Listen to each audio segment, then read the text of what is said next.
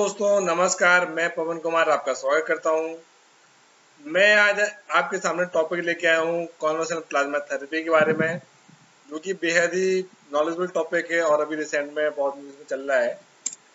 Because India में अभी पहला प्लाज्मा बैंक एस्टेब्लिश हुआ है दिल्ली में। तो हम पहले आपको बताएंगे कि कॉन्वल्सेंट प्लाज्मा होता क्या है। कॉन्वल्सेंट का मतलब होता है कि जो पर्सन किसी बीमारी से उभर के आता है उस पर्सन को कॉन्वल्सेंट कहते हैं।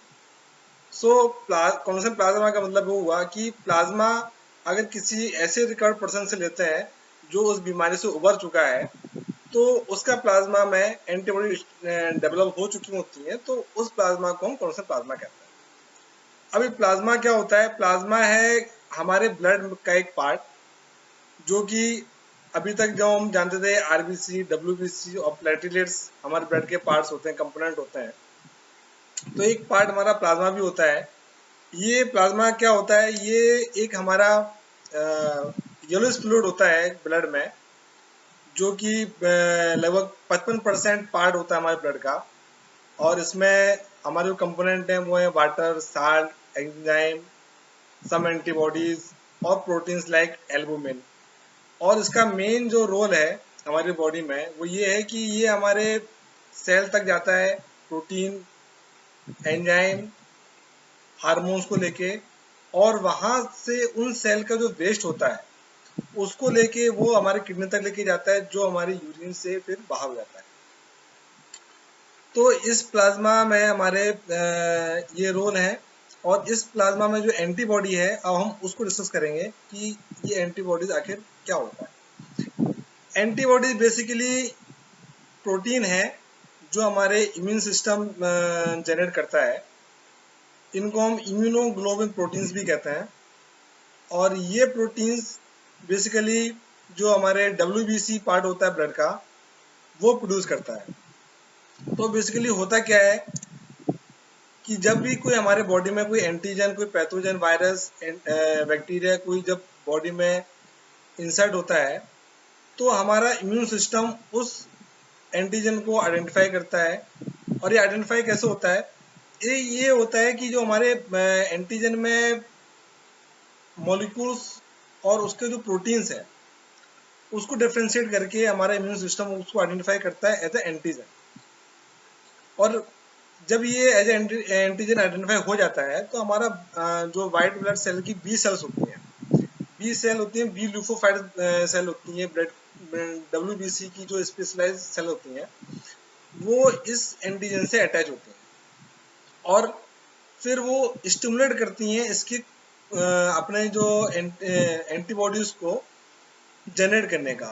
देन वो उसका एंटीबॉडीज का क्लोन पे क्लोन बनाती जाती हैं, और इस तरीके से हमारी बॉडी में एंटीबॉडीज डेवलप होती जाती हैं, जो कि इस एंटीजन के केमिकल नेचर को चेंज करके इसको न्यूट्रलाइज कर देती हैं। और इस तरीके से जो इन्फेक्टेड पर्सन है वो इस एंटीबॉडीज से रिकवर हो जाता है। अब हम बात करेंगे कि बेसिकली कॉन्वल्सेंट प्लाज्मा थेरेपी क्या है। इस कॉन्वल्सेंट प्लाज्मा थेरेपी में क्या होता है कि जो इन्फेक्टेड पर्सन है, जैसे कि अगर हम बात करें कोरोना के बारे में, जो कि अभी कोरोना के लिए यूज की जा रही है, तो कोरोना से जो इन्फेक्टेड पर्सन है उस पर्सन की बॉडी में वो एंटीबॉडी डेवलप हो चुकी हैं जो उस कोरोना के वायरस से फाइट करते हैं, तभी वो रिकवर्ड हुआ है।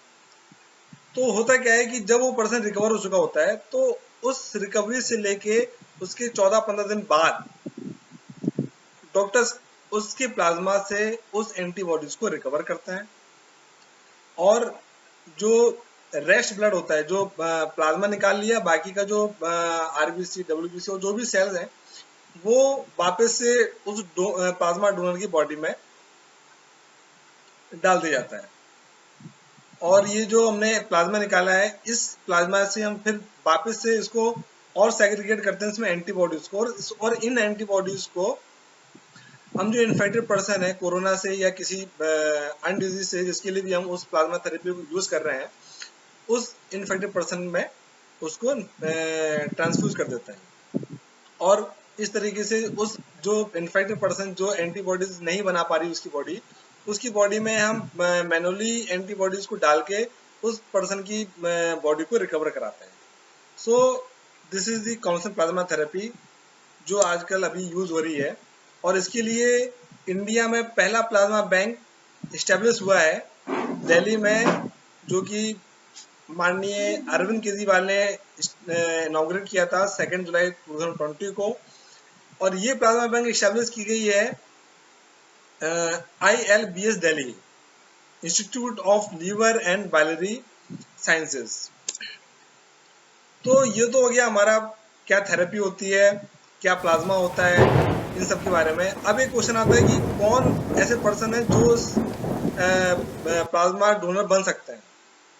उसके लिए अगर हम बात करें कोरोना के बारे में, तो वही पर्सन जो कोरोना से इन्फेक्ट होके रिकवर्ड हो चुके हैं, उन्हीं पर्सन के प्लाज्मा को हम कोरोना की डिजीज के लिए यूज किया करेंगे, पहली चीज। दूसरी चीज क्या है कि हमारा जो भी प्लाज्मा डोनर है उसकी एज 18 साल से ऊपर होनी चाहिए और 70 साल से कम होनी चाहिए। मीन्स अगर हम 18 से 70 के बीच में हैं, तो एक पर्सन जो कोरोना से रिकवर हो चुका है वो उस प्लाज्मा डोनर के रूप में काम कर सकता है। प्लाज्मा डोनर का वेट कम से कम 50 kg रिक्वायर्ड है। अब होता क्या है कि जब हम कभी प्लाज्मा डोनर के रूप में जाते हैं, जो हमारे प्लाज्मा डोनर सेंटर है इंडिया में, तो हमको बहुत सारे मेडिकल एग्जामिनेशन से निकलना होता है, जो कि बहुत जरूरी है, क्योंकि कुछ ऐसी ट्रांसमिसिबल डिजीज हैं जो अगर हम नहीं उनका चेकअप करते हैं तो वो एक पर्सन से दूसरे पर्सन में फैल सकती हैं। तो वो ट्रांसमिसिबल डिजीज हैं जैसे HIV वायरस हो गया, हेपेटाइटिस हो गया, मलेरिया हो गया। तो इन सब चीज़ों का हम वहाँ पे टेस्ट करते हैं।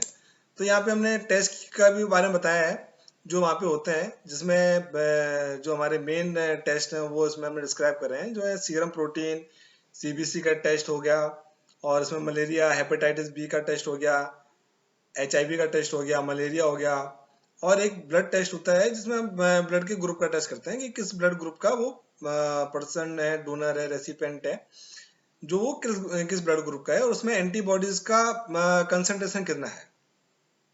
अब इसके बाद हमारे दिमाग में एक सवाल आता है कि हम कितना प्लाज्मा डोनेट कर सकते हैं एक बार में। तो वो है, हम एक बार में अपने बॉडी में से मैक्सिमम 800 ml का प्लाज्मा निकाल सकते हैं। और ये हम जो प्लाज्मा डोनेट कर रहे हैं वो हम 28 दिन में एक बार डोनेट कर सकते हैं, और साल में मैक्सिमम 13 टाइम्स कोई भी हेल्दी पर्सन अपने प्लाज्मा को डोनेट कर सकता है किसी भी प्लाज्मा डोनर सेंटर में। अब इसमें क्या होता है कि जब हम प्लाज्मा डोनेट करते हैं तो एक हमारे दिमाग में क्वेश्चन आता है कि क्या इससे रिलेटेड कोई रिस्क भी है, क्या इससे हमारी बॉडी किसी तरह से रिएक्ट करेगी। तो जो अभी तक के रिजल्ट आए हैं उनमें यही है कि जब हम प्लाज्मा डोनेट करते हैं तो उनमें कुछ माइल्ड सिम्टम्स आते हैं, लाइक थकान हो गया, जो जिसको हम फैटिक कहते हैं, हेडेक हो गया, लाइट हेडेडनेस हो गया।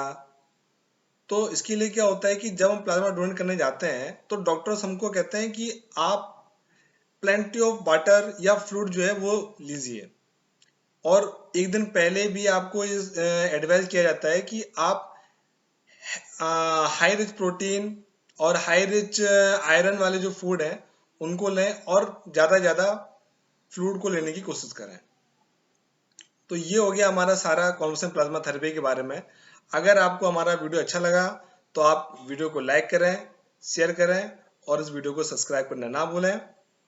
Thank you.